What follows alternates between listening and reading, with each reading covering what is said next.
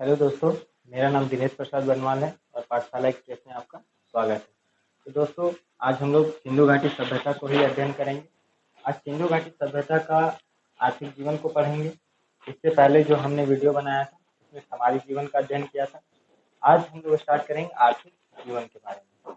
तो आपको ये समझना पड़ेगा कि आर्थिक जीवन हम किस लिए अध्ययन कर रहे हैं। ठीक है, तो सबसे पहले ये माइंड में आप कॉन्सेप्ट बनाइए कि आर्थिक जीवन जिस साम्राज्य का या जिस सभ्यता का अगर आर्थिक जीवन जितना अच्छा होगा वो साम्राज्य उतना ही ज़्यादा विकसित होगा।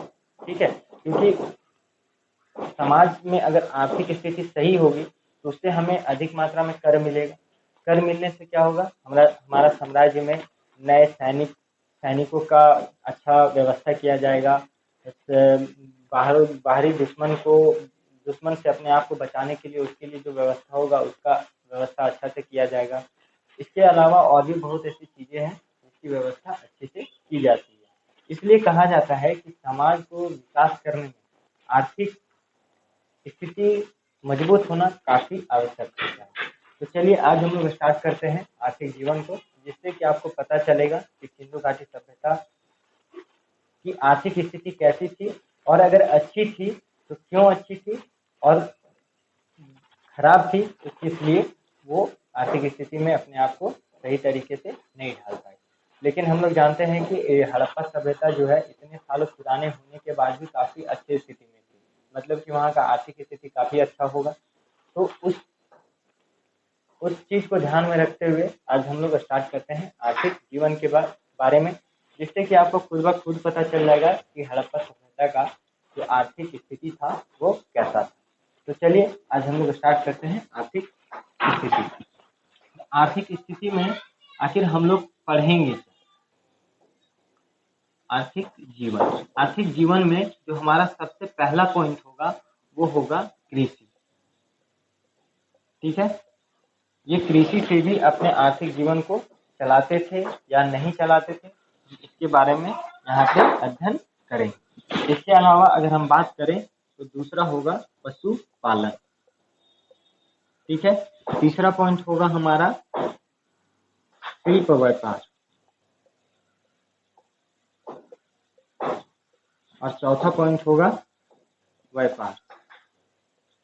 ये जब व्यापार हम लोग पढ़ेंगे तो इसको हम लोग दो भाग में डिवाइड करके पढ़ेंगे। ठीक है, व्यापार दो तरह का होता है। आज के समय में भी हम लोग देखते हैं कि व्यापार दो तरह का होता है। एक होता है विदेशी व्यापार, एक होता है अंतर्जातीय। अंतर्जातीय और विदेशी में क्या अंतर है? तो विदेशी मतलब कि हम एक जगह से दूसरे देश में जाकर के व्यापार करेंगे, और अंतर्जातीय मतलब कि अपना जो सीमा क्षेत्र है उसी सीमा क्षेत्र के अंदर हम व्यापार करते हैं। तो व्यापार को हम यहाँ पे दो भागों में बांट के पढ़ेंगे, अंतर्जातीय और विदेशी। अंतर्जातीय और विदेशी। ठीक है, तो अगर इन सभी पहलुओं को अगर हम सही से अध्ययन करेंगे तो हमारा आर्थिक जीवन जो है सिंधु घाटी सभ्यता का पूर्णतः जान जाएंगे, और आप खुद ये सोच डेवलप कर पाएंगे कि आखिर सिंधु घाटी सभ्यता का आर्थिक जीवन कैसा था और किस स्थिति में था। अगर अच्छी होगी तभी वो सभ्यता इतना ज़्यादा विकसित किया होगा। तो चलिए सबसे पहले हम स्टार्ट करते हैं कृषि को लेकर के कि सिंधु घाटी सभ्यता के लोग वहाँ पे किन किन चीज़ों की कृषि करते थे और वो इससे क्या उनके जीवन में आर्थिक स्थिति में प्रभाव पड़ता था। तो चलिए मेरा पहला पॉइंट है कृषि। तो कृषि के बारे में जानने से पहले थोड़ा सा आपको ये ध्यान में रखना पड़ेगा कि सिंधु घाटी सभ्यता या हड़प्पा सभ्यता जिसको हम लोग बोलते हैं, वो सिंधु घाटी सभ्यता हड़प्पा सभ्यता जो है वो सिंधु नदी या सरस्वती नदी के किनारे बसा हुआ है।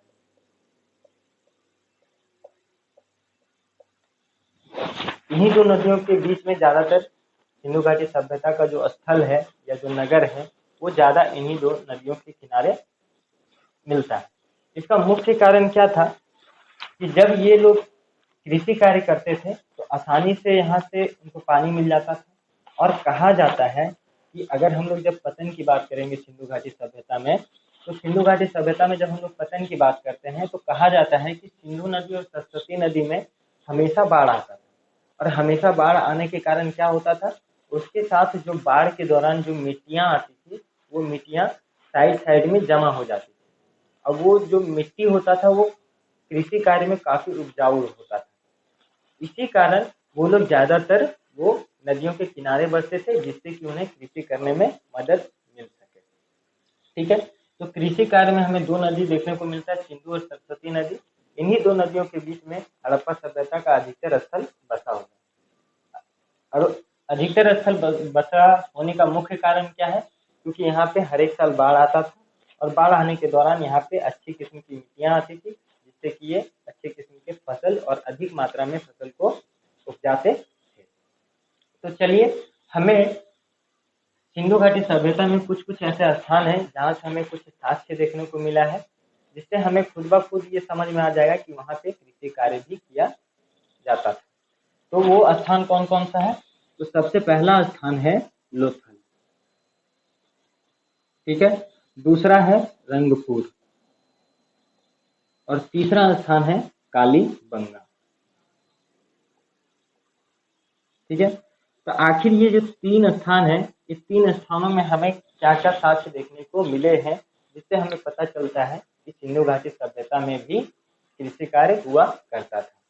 लेकिन आपको बता दें कि जितना मेहनत से हम लोग पढ़ा रहे हैं, आप उतने ही मेहनत से इस वीडियो को देखें, जिससे कि आपको ज़्यादा समझ में आ सके।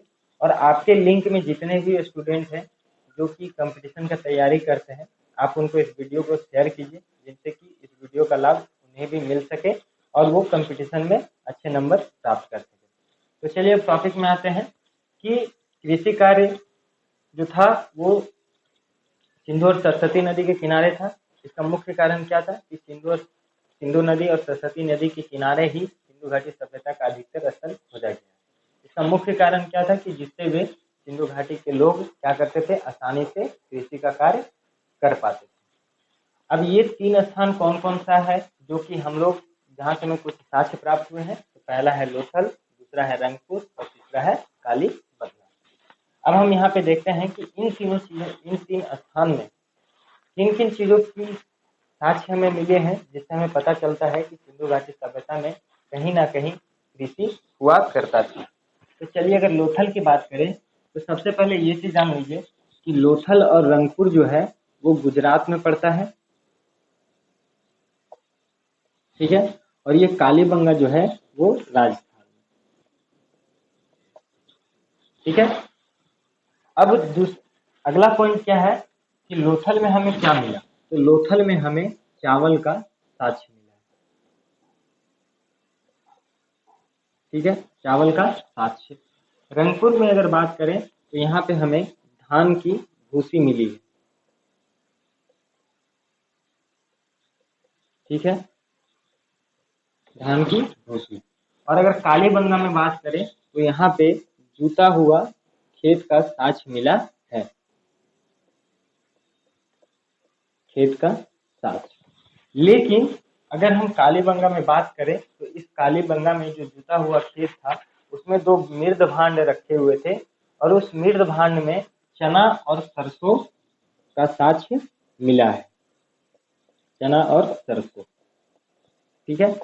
तो ये चना और सरसों का साक्ष्य मिलने से हमें क्या पता चलता है, तो हमें ये पता चलता है कि ये लोग कृषि कार्य तो करते थे, लेकिन ये लोग एक फसल के साथ दूसरे फसल को उपजाने की भी कला इन्हें मालूम थी।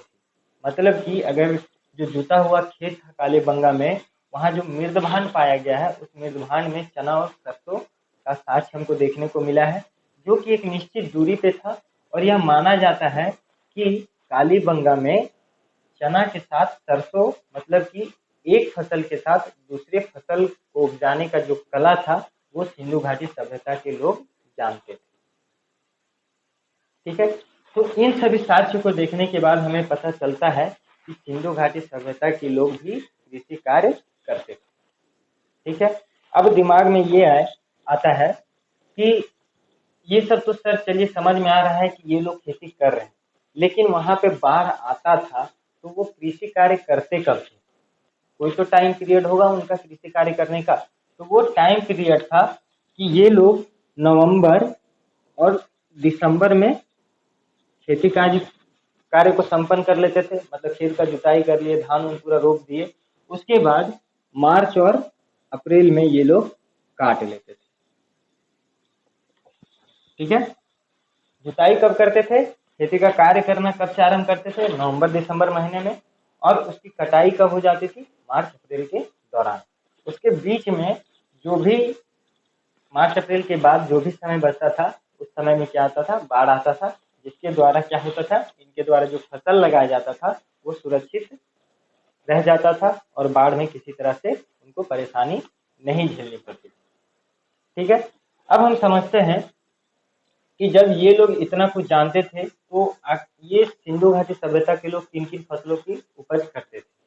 ठीक है, तो उन चीजों की अगर बात करें तो वो है चावल, गेहूं, जौ, बाजरा, चना, सरसों इत्यादि फसलों की उन्हें जानकारी थी। ये सभी फसल वे लोग करते थे। ठीक है, अब ये सभी फसल तो करते थे, लेकिन इनका आर्थिक जीवन से क्या मतलब? इनसे मुझे कहाँ दिख रहा है कि ये लोग आर्थिक जीवन में इनका उपयोग करते थे? तो मान के चलिए कि मैं ही एक किसान हूँ और मुझे एक अधिक मात्रा में धान की खेती किया है मैंने, और मुझे अधिक मात्रा में धान प्राप्त हुआ है, तो मेरा जो जरूरत का धान है उसे तो मैं संचित करके रखूंगा ही, लेकिन इसके अलावा जो मेरे पास काफी ज्यादा में धान की जो खेती हुई है, अरे मुझे दूसरे मेरे पास पैसे नहीं है और मुझे दूसरे सामान की जरूरत है, तो उसको हम क्या करेंगे? उस धान को बेच देंगे और उस धान के बदले हम अपनी जरूरत के सामान को खरीदेंगे। तो ठीक उसी प्रकार सिंधु घाटी सभ्यता के लोग क्या करते थे? अपने द्वारा जो भी फसल उपजाई जाती थी उस फसल को खुद संचित कर लेते थे, और जब उनको किसी चीज की जरूरत होती थी तो वो फसल के बदले, मतलब वो अगर गेहूं दे रहे हैं, किसी अदर पर्सन को गेहूं दे रहे हैं, तो उसके बदले जो उनका जो नीड है वो सामान वहां से खरीदते थे। इट मीन्स कि वे लोग पैसे लेकर के नहीं, उस समय सिंधु घाटी सभ्यता में जो व्यापार या आर्थिक जीवन जो चलता था वो कैसे चलता था? वस्तु विनिमय के आधार पर।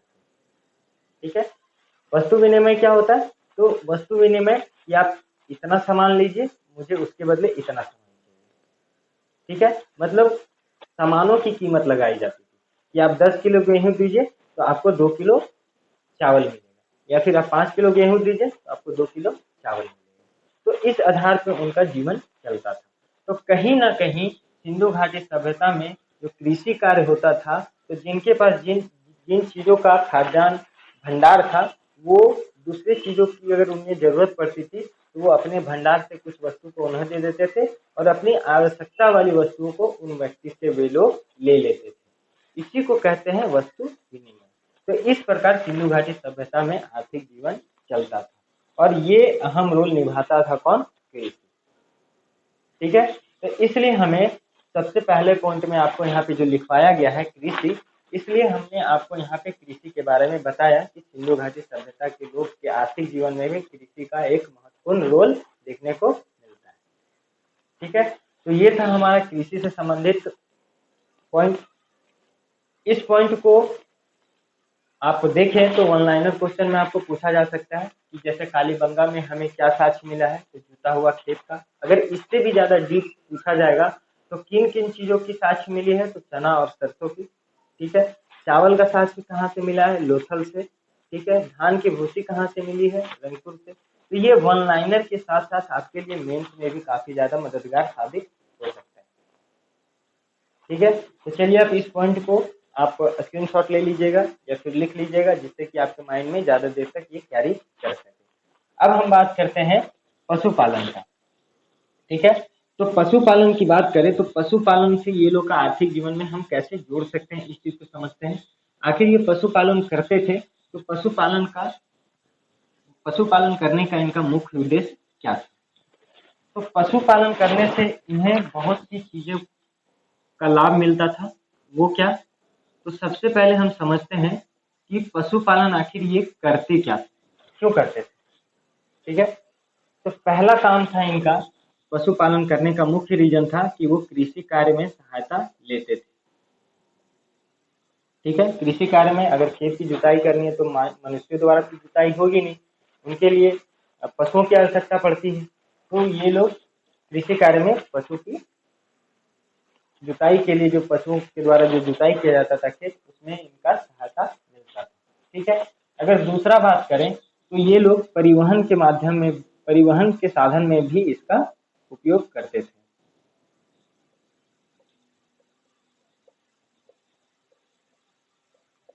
ठीक है, इसके अलावा अगर हम बात करें तो ये लोग खाद्य सामग्री के रूप में भी इसका प्रयोग करते थे। ठीक है, और चौथा बात करें तो विपवहन, विपवहन में प्रयोग। ठीक है, इसके अलावा व्यापार करने के लिए सामान ढोने में,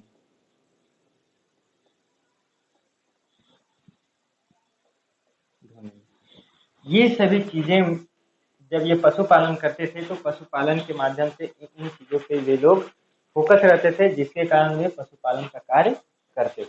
सबसे पहला क्या है, कृषि कार्य। कृषि कार्य जब करते हैं तो सबसे पहला कार्य होता है खेत की जुताई करना। ठीक है, तो वो जब पशु को पालते थे वो कृषि कार्य में सबसे पहला उनका उपयोग करते थे। दूसरा है परिवहन के साधन। अगर यहाँ से हमें किसी दूसरे क्षेत्र में जाना है तो पैदल तो चल के जाएंगे नहीं, तो वो पशुओं को परिवहन का साधन मानते थे, जिसके द्वारा वो आसानी से एक स्थान से दूसरे स्थान परिवहन कर पाते थे। इस माध्यम से भी वे लोग पशु को पालते थे। खाद्य सामग्री, जैसे कि आज की अगर हम बात करें तो हम लोग ज्यादातर भेज खा खा के परेशान हो जाते हैं। ठीक है, तो कभी हमें अगर पार्टी करना हो तो हम लोग नॉनवेज खाते हैं। ठीक है, तो ठीक उसी प्रकार सिंधु घाटी सभ्यता के लोग भी जब भेज खा के परेशान हो जाते थे तो ये जो पशुपालन करते थे, उस पशुपालन में कुछ पशु को वे लोग खाद्य सामग्री के रूप में करते थे, जिससे कि वे लोग पार्टी मना लेते थे। ठीक है, मतलब कि अगर हम बात करें तो पशुपालन में वे लोग इसलिए भी करते थे क्योंकि वे लोग मांसाहारी भोजन खाते थे। ठीक है, तो अपना जीव का अगर टेस्ट चेंज करना है तो क्या करेंगे, ये लोग पशुओं को मार के खाएंगे, इसलिए ये लोग पशुपालन कार्य भी करते थे। विपवहन में प्रयोग। विपवहन मतलब वस्तु विनिमय, कि जिनके पास ज्यादा पशु है लेकिन उनके पास खाद्य सामग्री है, तो वो क्या करते थे, जिनके पास खाद्य सामग्री था वो अपने पशु को वहां दे देता था, बदले में क्या ले लेता था, खाद्य सामग्री ले लेता था। तो ये था विपवहन के माध्यम। उसके बाद अगर हम बात करें व्यापार करने के लिए सामान ढोने, अगर मान के चलिए हम कहीं दूसरे क्षेत्र जा रहे हैं और हमारे पास ज्यादा सामान है और ज्यादा सामान हमको ढोना है, तो क्या करते थे, वो पशुओं के पीठ के ऊपर अपने सामान को लाद देते थे, जिससे कि वे आसानी से एक स्थान से दूसरे स्थान व्यापार करने के लिए जा पाते। ठीक है, तो पशुपालन में इन सभी कार्यों के लिए सिंधु घाटी सभ्यता के लोगों ने पशुपालन का कार्य स्टार्ट किया। ठीक है, इसकी अब हम जानते हैं कि पशुपालन में सिंधु घाटी सभ्यता में किन किन पशुओं को पाला जाता था। ठीक है, जैसे कि क्वेश्चन में आप लोग को पूछा जाता है कि सिंधु घाटी सभ्यता के लोग गाय से परिचित थे, शेर से परिचित थे, तो जब आपको पता ही नहीं होगा कि सिंधु घाटी सभ्यता के लोग किन किन पशुओं को पालते थे, तो आप कैसे बता सकते हैं कि वो गाय के बारे में जानते थे या घोड़ा के बारे में जानते थे या नहीं जानते थे। तो सबसे पहले हमें जानना पड़ेगा कि वे लोग किन किन पशुओं को पालते थे। ठीक है, तो सबसे पहले हम वो समझते हैं कि किन किन पशुओं को पालते थे, लेकिन हम आपको याद कराने का एक ट्रिक दे रहे हैं कि सबसे पहले हम याद रखते हैं उन चीजों को कि किस किस चीज के बारे में वो नहीं जानते थे, मतलब किन किन पशुओं को वो नहीं पालते थे। ठीक है, तो अगर 3-4 पशु नहीं पालते होंगे तो बाकी जो पशु पालते होंगे वो तो हमें खुद ब खुद समझ में आ जाएगा। तो सबसे पहले हम समझते हैं कि सिंधु घाटी सभ्यता के लोग किन किन पशुओं को पालते नहीं थे। तो सबसे पहला नहीं पालने वाला पशु में आएगा गाय। ठीक है, दूसरा शेर, तीसरा ऊंट और चौथा घोड़ा। ये जो पशु है ये पालतू पशु नहीं था उनका, ठीक है। इन सभी चीजों के बारे में किसी भी तरह का हमको उल्लेख कहीं भी देखने को नहीं मिलता है, ठीक है। तो अब जरा सोच के देखिए कि अगर आप ये 4 ऑप्शन को याद करेंगे तो बाकी बार जो ऑप्शन आपके पास रहेगा आपको खुद ब खुद समझ में आ जाएगा कि वो सारे पशु पालते थे, ठीक है। तो आपको 10-12 पालतू जानवर का नाम तो याद नहीं रखना है, सिर्फ 4 रखना है। 4 वो कौन है जो नहीं पालते थे। अब हम समझते हैं कि ये पालते किसको किसको थे। देखिए इसके बाद जो भी हमारा रेस्ट बचेगा, जैसे कि बैल, गधा, बकरी, कुत्ता, बारहसिंगा, हिरन, उसके बाद उसके बाद बिल्ली इत्यादि पशुओं के बारे में वे लोग जानते थे। वो लोग क्या करते थे, इन सभी पशुओं को पालतू पशु मानते थे, लेकिन ये सब के बारे में उनको किसी भी तरह का ज्ञान नहीं था, जिसके कारण आपको क्वेश्चन में ये पूछा जाता है कि सिंधु घाटी सभ्यता के लोग गाय से परिचित थे या शेर से परिचित थे, ऊंट से परिचित थे या घोड़ा से परिचित थे या नहीं थे। तो आपको सिर्फ ये 4 ऑप्शन याद रखना है कि इनसे ये परिचित नहीं थे, बाकी जो पशु हैं उनसे वो परिचित थे, ठीक है। तो जब आपसे परिचित नहीं है तो अगर ये 4 ऑप्शन आप याद रखते हैं तो ऑटोमेटिक ये क्वेश्चन आपका सही हो जाएगा कि किनसे वो परिचित थे, ठीक है। क्लियर है। तो ये सभी चीजें पशुपालन में हमें याद रखना है, ठीक है। यहाँ से आपको 1 लाइनर क्वेश्चन भी पूछा जाता है, ठीक है। तो ये आर्थिक जीवन में हमारा क्यों महत्व रखता है, क्योंकि हम जानते हैं कि वस्तु विनिमय का वहां पे प्रचलन था, एक वस्तु लो दूसरे वस्तु को दो, तो ये भी एक आर्थिक दृष्टि से उनका सहायता हो रहा है। तो कहीं ना कहीं पशुपालन भी उन्हें आर्थिक दृष्टि से सहायता करता था, ठीक है। तो ये हमारा दूसरा पॉइंट हुआ सिंधु घाटी सभ्यता के आर्थिक जीवन का, जिसमें हम लोग पहले कृषि के बारे में पढ़े, अब दूसरा बात कर रहे थे हम लोग पशुपालन के बारे में। तो पशुपालन भी हमारे सिंधु घाटी सभ्यता के लोगों के लिए आर्थिक जीवन में एक महत्व रखता था। आपको समझ में आ चुका होगा। अब चलिए हम बात करते हैं शिल्प व्यापार की ठीक है। लेकिन शिल्प व्यापार आखिर होता क्या है, सबसे पहले ये बात। तो शिल्प व्यापार आदमी जब खाली समय में, जब उनके पास कुछ काम नहीं होता है तो क्या करते हैं, कुछ कुछ हम लोग आर्ट करते हैं। आज के टाइम में भी अगर हमारे पास टाइम, जब हम लोग खाली समय बैठे हुए रहते हैं तो हम लोग कुछ कुछ आर्ट बनाते हैं, जो हमारे अंदर छिपा हुआ कला है हम उसको निखारते हैं। ठीक उसी तरह सिंधु घाटी सभ्यता में भी लोग जब अपने कार्य से फ्री हो जाते थे तो फ्री होने के बाद वो कुछ जिनमें उनको रुचि रहता था, ठीक है, वो कार्य को वो लोग करते थे, ठीक है। तो उसी को हम कहते हैं शिल्प, ठीक है। तो उस समय शिल्प व्यापार में क्या क्या आता था, तो शिल्प व्यापार, तो शिल्प व्यापार में आपको समझ में आ गया कि शिल्प व्यापार किसको कहते हैं। जब सिंधु घाटी सभ्यता के लोग फ्री, जब उनके पास कोई कार्य नहीं रहता था, अपने कार्य से जब वो पूर्णतः फ्री हो जाते थे तो वो क्या करते थे, अपने उनके अंदर जो भी हुनर रहता था उस हुनर को वो खाली समय में निखारते थे, ठीक है। उसी को कहते थे शिल्प। मतलब कि वो बहुत बारीकी से उनको बनाते थे, जो वो लोग क्या करते थे दूसरे क्षेत्र में जाकर के बेचते थे, ठीक है। उसमें किन किन चीजों को पढ़ेंगे शिल्प व्यापार में, तो अगर हम बात करें तो सूती कपड़ा और दूसरा है मृद भांड।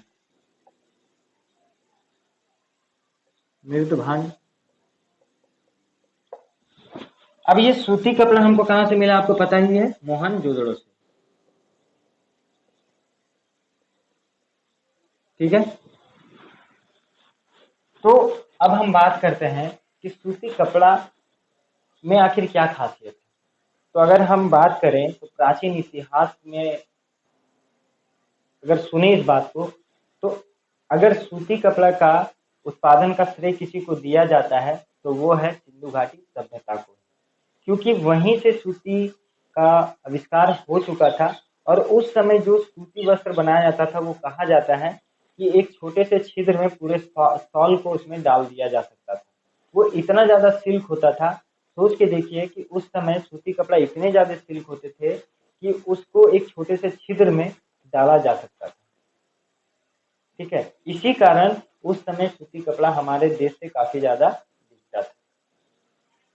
ठीक है, तो ये भी हमारे आर्थिक जीवन को काफी ज्यादा महत्व रखता है। इसके अलावा अगर हम बात करें मृदभांड की, तो हमारे यहाँ जो मृदभांड बनता था वो चाक से बनता था। ठीक है, पॉलिश वाला मृदभांड। अगर हम हाथ से बनाए तो कहीं ना कहीं गड्ढा उड्ढा तो रह जाएगा, लेकिन जब हम किसी चाक से बनाते हैं, किसी मशीनी उपकरण से बनाते हैं, तो क्या होता है, वो एकदम चिकना और सही बनता है। ठीक है, तो वो पॉलिश वाला मृदभांड कहाँ बनता था, हड़प्पा सभ्यता में बनता था। लेकिन मृदभांड की अगर बात करें तो मृदभांड में एक अलग सी विशेषता थी, और वो विशेषता क्या थी कि मृदभांड जो था वो उसमें लाल रंग का प्रयोग किया जाता था। ठीक है, लाल रंग का प्रयोग। ठीक है, और इस मृदभांड में उसमें तरह तरह के डिजाइन बने होते थे। ठीक है, मृदभांड में क्या होता था, लाल रंग का प्रयोग होता था, लेकिन मृदभांड में उसके चारों साइड एक अलग सी आकृति बनी होती थी। और वो आकृति कैसे बनी, किससे बनी होती थी, तो वो काले रंग से।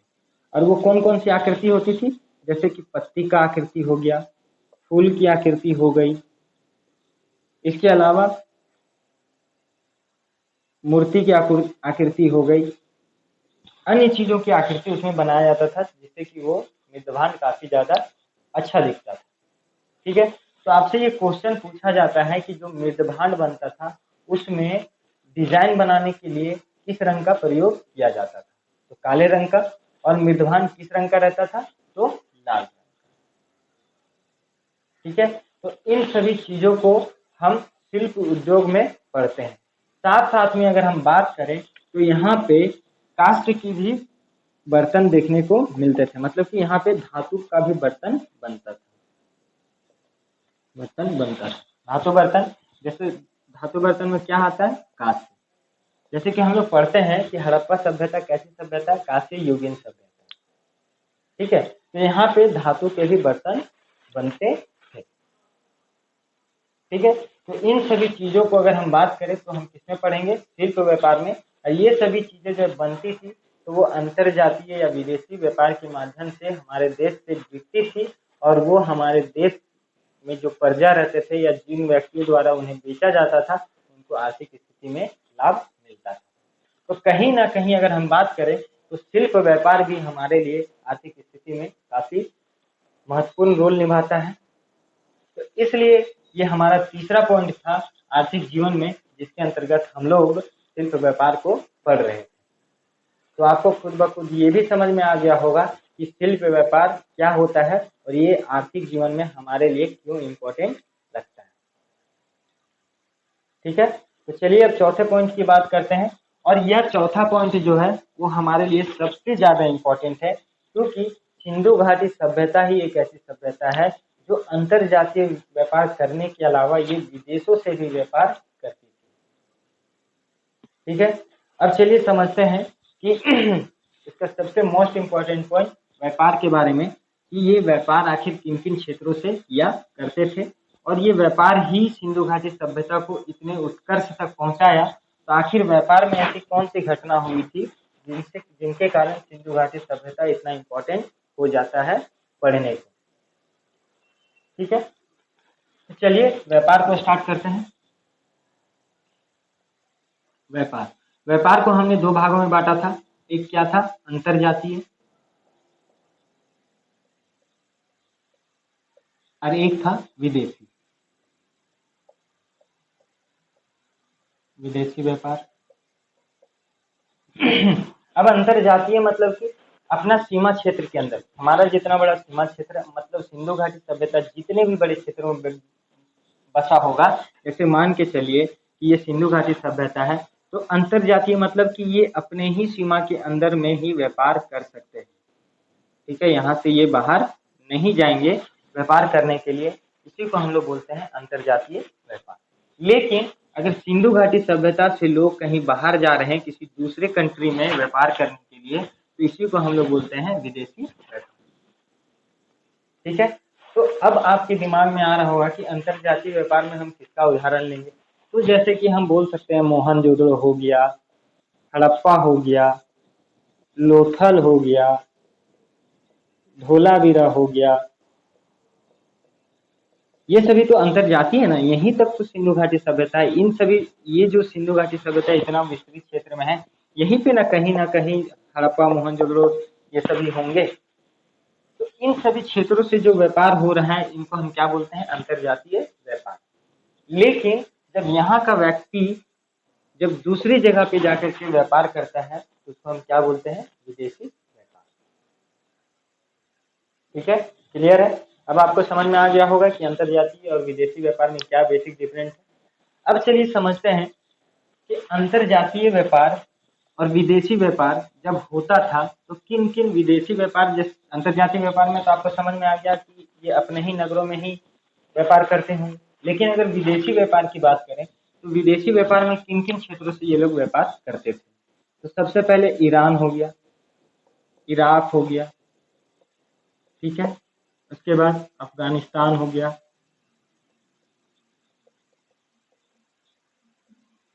ठीक है। इसके अलावा अगर बात करें तो मिस्र हो गया, मेसोपोटामिया हो गया,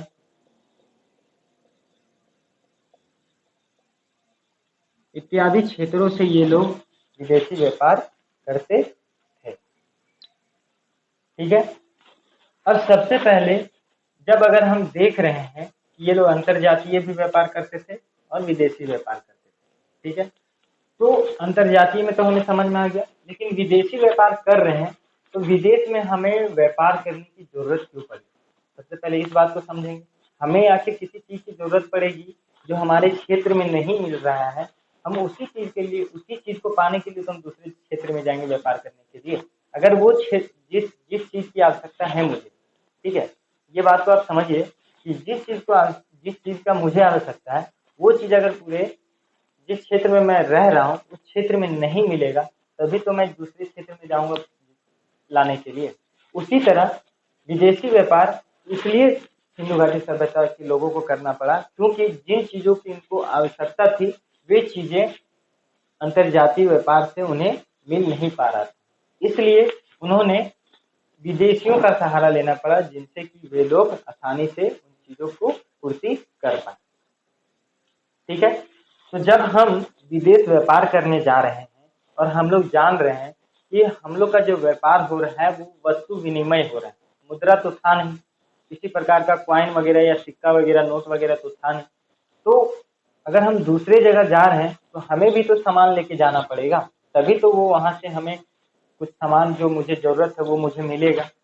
तो इसको क्या बोलते हैं, जब हम अपने सामान को लेके जा रहे हैं तभी तो हम वहां से सामान ला रहे हैं, तो हम लोग कुछ सामान भेजेंगे तभी वे सामान मुझे देंगे। तो जो सामान हम लोग भेजेंगे उसको क्या बोलते हैं, निर्यात। और जो सामान हम बाहर से मंगवाएंगे वो सामान क्या कहलाता है, आयात।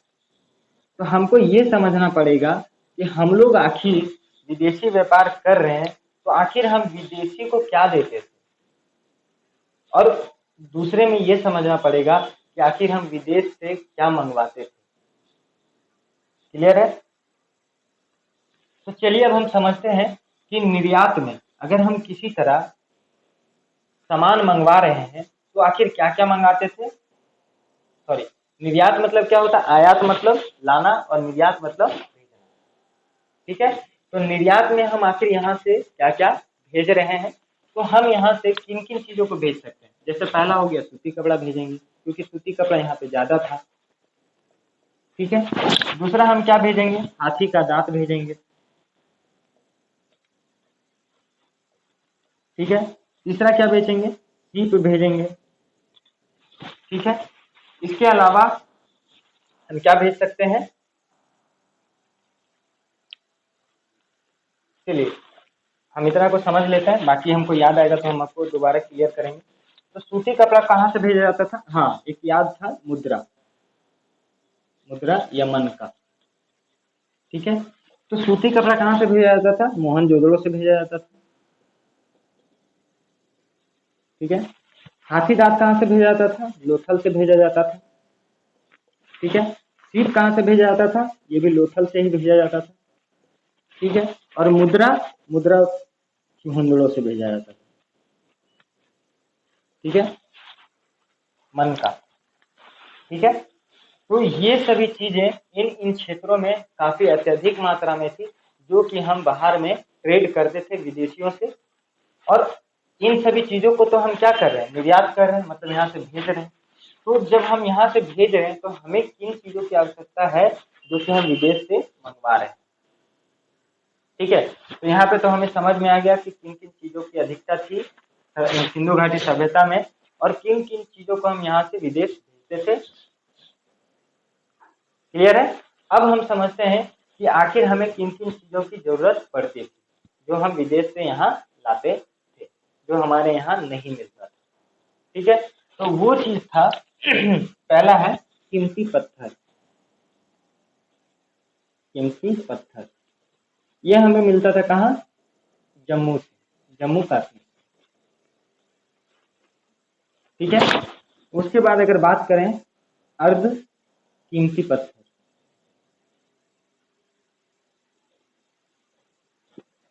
ये कहाँ से मिलता था? बालूचिस्तान से।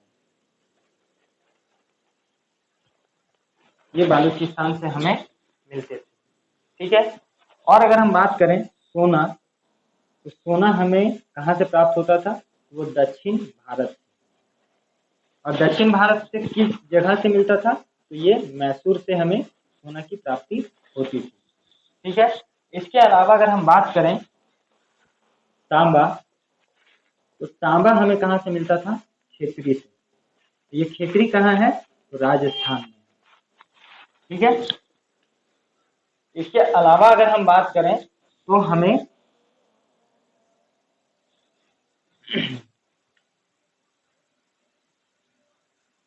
टीन, चांदी और सीसा, ये हमें कहाँ से मिलता था? अफगानिस्तान और ईरान से। इन सभी क्षेत्रों से हम इन चीजों का आयात करते थे। मतलब ये सभी चीजें हमारे सिंधु घाटी सभ्यता में नहीं मिलती थी, जिसके कारण हमें सिंधु घाटी सभ्यता को विदेशी व्यापार करने की आवश्यकता पड़ी।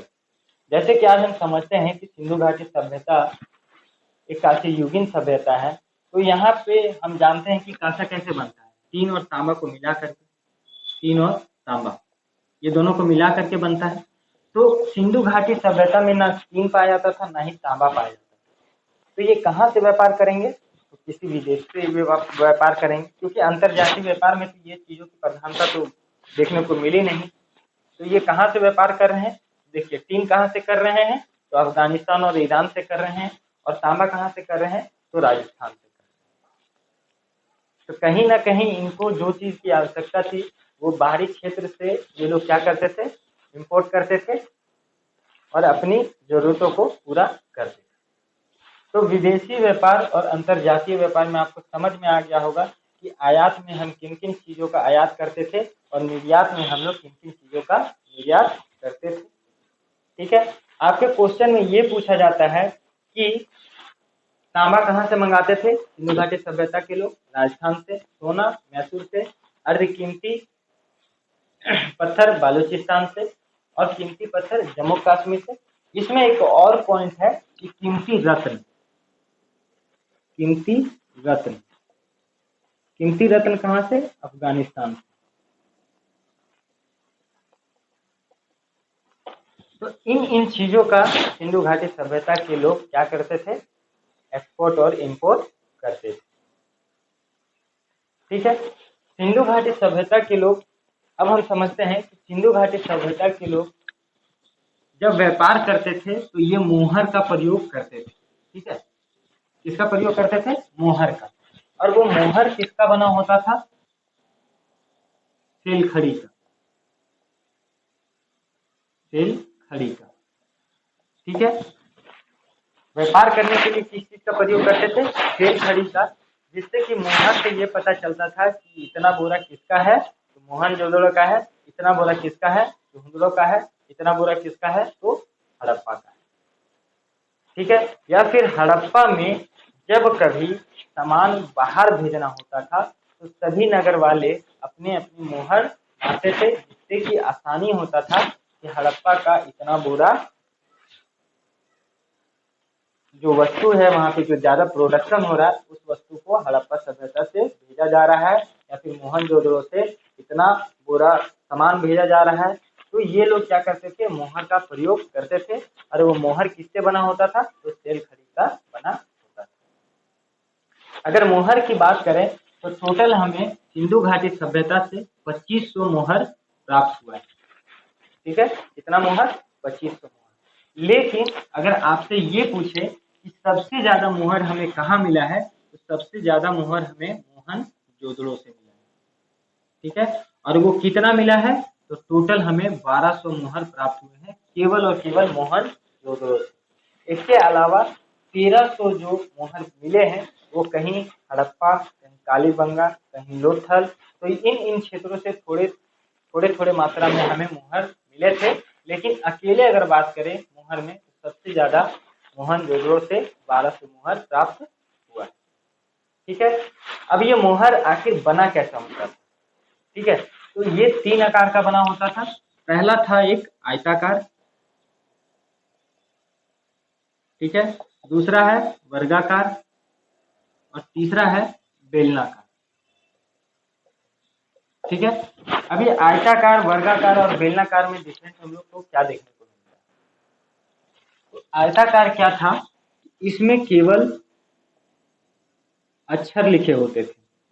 ठीक है, जैसे कि हमने पढ़ा है कि सिंधु घाटी सभ्यता की लिपि क्या थी, चित्राक्षर थी। उसमें चित्र था, और वो अक्षर था या चित्र था आज तक हमें पता नहीं चला, लेकिन वो चित्र के जैसा एक अक्षर था, जिसके कारण उसको हम लोग क्या बोलते हैं, चित्राक्षर। तो वही सिंधु घाटी सभ्यता में जो आयताकार टाइप का जो मोहर मिला है उसमें केवल और केवल अक्षर लिखा हुआ था। ठीक है, इसका मतलब क्या था, ये हम लोगों को पता नहीं, क्योंकि इसको पढ़ने में कोई सफलता मिली ही नहीं, जिसके कारण ना ही हम लोग को समझ पाए, ना ही हमें कोई उससे समझ डेवलप हो पाती है। लेकिन इससे हमें ये समझ में आया, जब इन तीनों मोहरों को देखा गया तो ये समझ में आया कि आयताकार मोहर में सिर्फ एक अक्षर लिखा गया है, लेकिन वर्गाकार की अगर बात करें तो वर्गाकार में चित्र के साथ साथ कुछ अक्षर भी लिखने को लिखा गया है। ठीक है, वर्गाकार और आयताकार में क्या डिफरेंस देखने को मिला, तो आयताकार में क्या था, सिर्फ अक्षर था, लेकिन वर्गाकार मोहर में कैसा था, चित्र और अक्षर दोनों देखने को मिलता है। ठीक है, इसकी प्रधानता हमें ज्यादा देखने को नहीं मिली है, ये बहुत ही कम मात्रा में मिला है। ज्यादातर हमें मोहर आयताकार और वर्गाकार देखने को मिलता है। ठीक है, इसके अलावा अगर हम बात करें तो ये हुआ मोहर की बात। तो अब हम बात करें कि सिंधु घाटी सभ्यता जब अगर मिस्र से व्यापार कर रहा है, तो मिस्र वाले जब सामान भेजोगे तो वहां से भी कुछ मोहर होंगे, तभी तो वो सामान यहाँ पे आता होगा, तभी तो पहचाना जाता होगा कि वो मोहनजोदड़ो जा रहा है, या फिर सिंधु घाटी हड़प्पा जा रहा है, या लोथल जा रहा है। तो वे लोग का जो मोहर था, वो मोहर का भी साक्ष्य हमको सिंधु घाटी सभ्यता में देखने को मिलता है कि जिस प्रकार का मोहर मिस्र के लोग प्रयोग करते थे, सेम उसी तरह के मोहर का प्रयोग कौन लोग करते थे, तो हड़प्पा सभ्यता के लोगों के यहाँ वो मोहर पाया गया। इट मीन्स कि मिस्र वाले भी कहीं ना कहीं सिंधु घाटी सभ्यता आते होंगे व्यापार करने, या फिर यह अनुमान लगा सकते हैं आप कि सिंधु घाटी सभ्यता वाले जब जाते होंगे मिस्र व्यापार करने, तो शायद वहां का मोहर यहाँ पे आया होगा। इट मीन्स कि यहाँ पे विदेशी व्यापार चलता था। समझ में आया?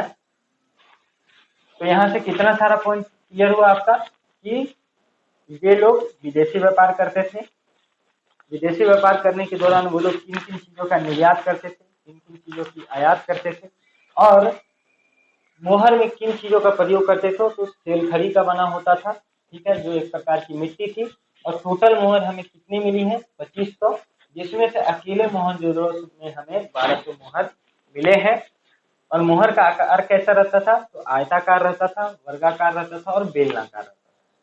अगर आपसे पूछें कि आयताकार और बेलनाकार मोहर में क्या डिफरेंस था, तो आप जनरली बोल सकते हैं कि आयताकार मोहर में केवल और केवल अक्षर लिखे होते थे और वर्गाकार मोहर में अक्षर के साथ चित्र भी रहा करते थे। ठीक है, अब एक पॉइंट और लिख लीजिए कि जब सिंधु घाटी सभ्यता के लोग विदेशी व्यापार करते थे, तो सिंधु घाटी सभ्यता के लोगों को एक नाम से पुकारा जाता था, कि जैसे कि आज हम लोग कहीं दूसरे जगह, जैसे कि आज हम लोग कहीं मार्केट जाते हैं, तो हम लोग जानते हैं कि एक तरफ दूसरे क्षेत्र के लोग लगाते होंगे, एक तरफ दूसरे क्षेत्र के, मतलब कि अगर हम रांची की बात करें, तो रांची में हम लोग मार्केट करने जाते हैं, तो एक एरिया में रामगढ़ वाले आते हैं, तो हम लोग बोलते हैं कि अरे रामगढ़ वाले बहुत सस्ता बेचते हैं, चलो वही सामान हम लोग खरीदने जाते हैं। ठीक है, तो उसी प्रकार जब सिंधु घाटी सभ्यता के लोग मिस्र जाते थे व्यापार करने, तो मिस्र वाले भी सिंधु घाटी सभ्यता को एक नाम से पुकारते थे कि देखो सिंधु घाटी सभ्यता के लोग यहाँ पे व्यापार करने आ रहे हैं, और उनको किस नाम से बुलाते थे, तो वो लोग को मिस्र वाले लोग मेलुहा के नाम से बुलाते थे। कि देखो सिंधु घाटी सभ्यता के लोग नहीं, कि मेलुहा के लोग हमारे यहाँ व्यापार करने आ रहे हैं। ठीक है, तो अगर आपसे पूछे, ये बहुत ही इंपॉर्टेंट डिस्कस था, ये लेक्चर जो आपको लग रहा होगा 30-35 मिनट में खत्म हो गया है, ये लेक्चर अगर आप ध्यान से सुनेंगे तो ये काफी ज्यादा इंपॉर्टेंट लेक्चर है, क्योंकि यहाँ से बहुत सारे क्वेश्चन आपको पूछे जाते हैं। ठीक है, तो अगर आपसे ये क्वेश्चन पूछे कि सिंधु घाटी सभ्यता के लोगों को मिस्र के लोग क्या कहते थे जो व्यापार करने जाते थे, उनको किस नाम से पुकारा जाता था, तो मेलुहा के नाम से पुकारा जाता था। ठीक है, क्लियर है। तो आज के लिए आपको समझ में आया होगा, ये 4 टॉपिक जो हमें देखने में काफी छोटा लग रहा था, वो टॉपिक कितना अपने आप में क्रिटिकल है और कितना ज्यादा इम्पोर्टेंट है। तो चलिए आज के लिए बस इतना ही। अगले दिन में हम लोग कोशिश करेंगे सिंधु घाटी सभ्यता के धार्मिक और पतन के बारे में विस्तृत रूप से जानने का, सिंधु घाटी सभ्यता का आखिर पतन कैसे हुआ था। जनरली हम लोग जानते हैं कि सिंधु घाटी सभ्यता का पतन बाढ़ आने के कारण हुआ था, लेकिन इसके अलावा सिंधु घाटी सभ्यता के पतन होने का मुख्य कारण क्या था, ये तो जनरली हम लोग सबको जानता है कि सिंधु घाटी सभ्यता का पतन किस प्रकार हुआ, लेकिन इसके अलावा अन्य ऐसे कारण भी थे जो सिंधु घाटी सभ्यता के पतन होने का मुख्य कारण बना था। हम उस पॉइंट को अगले वीडियो में आपसे डिस्कस करेंगे। अगर ये वीडियो आपको पसंद आया है तो प्लीज लाइक और सब्सक्राइब और कमेंट करना ना भूलें, और अगर आपको वीडियो ना भी पसंद आए तो प्लीज आप उसको कमेंट करके बताएं कि आपने किन चीजों को पसंद नहीं किया है, ताकि हम अगले वीडियो में इससे हम लोग बेहतर करने का कोशिश करेंगे। तो चलिए आज के लिए बस इतना ही, धन्यवाद।